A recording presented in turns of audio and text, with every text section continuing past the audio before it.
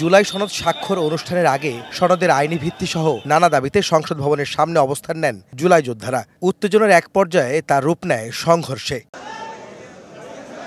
এ বিষয়ে শনিবার রাজধানীর শেরেবাংলা নগরে এক অনুষ্ঠানে কথা বলেন বিএনপির স্থায়ী কমিটির সদস্য সালাউদ্দিন আহমদ। কিছু সংখ্যক উচ্ছৃঙ্খল লোক ঢুকেছে, সেটা ফ্যাসিস্ট সরকারের ফ্যাসিস্ট বাহিনী বলে আমি মনে করি, এবং আওয়ামী ফ্যাসিস্ট বাহিনী যে এখনো সমস্ত জায়গায় এই বিভিন্ন ফাঁকফোঁক করে বিশৃঙ্খলা সৃষ্টি করার চেষ্টা করছে। তার ওই বক্তব্য নিয়ে তীব্র প্রতিক্রিয়া জানায় জাতীয় নাগরিক পার্টি, জামাত ইসলাম সহ কয়েকটি রাজনৈতিক দল। সালাউদ্দিন আহমদের বক্তব্য প্রত্যাহার করে তাকে ক্ষমা চাইতে বলেন এনসিপি নেতা নাহিদ ইসলাম। খুবই কষ্টের, খুবই বেদনাদায়ক।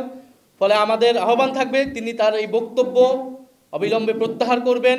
সাম্প্রতিক ঘটে যাওয়া এই বিষয়গুলো নিয়ে গুলশানে বিএনপি চেয়ারপারসনের কার্যালয়ে সংবাদ সম্মেলন করেন সালাউদ্দিন আহমদ। এনসিপি সহ অন্যান্য রাজনৈতিক দলের বক্তব্যকে স্বাগত জানিয়ে তিনি বলেন, তাদের বক্তব্য গণতান্ত্রিক চর্চাকে এগিয়ে নিয়ে যাবে। আমার একটা বক্তব্যের প্রসঙ্গ টেনে আমাকে ক্ষমা চাওয়ার জন্য তারা আহ্বান জানিয়েছে, আমি এটাকে স্বাগত জানাই। এইভাবেই রাজনৈতিক চর্চা হওয়া উচিত।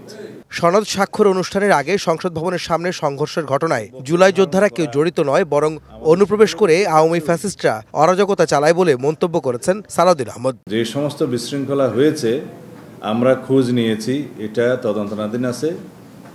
দেখা গেছে এখানে জুলাই যোদ্ধাদের নামে কিছু সংখ্যক ছাত্র নামধারী, সেটা ইন্টারভিউতে আমি দেখেছি, কিছু উচ্ছৃঙ্খল লোক ঢুকেছে। সেটা ফ্যাসিস্ট সরকারের ফ্যাসিস্ট বাহিনী বলে আমি মনে করি।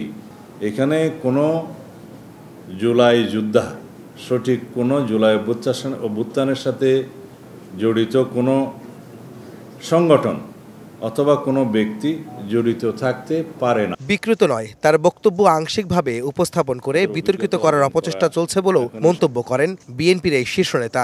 আমাদের বক্তব্য নিয়ে কাটিং করে বিভিন্নভাবে অপব্যাখ্যা দেয়া থেকে সর্বমহলকে বিরত থাকার জন্য আমি অনুরোধ জানাবো। বিএনপিকে জুলাই গণঅভ্যুত্থানের বিপরীতে দাঁড় করানোর অপচেষ্টা কাজে আসবে না বলেও মন্তব্য করেন সালাউদ্দিন আহমদ।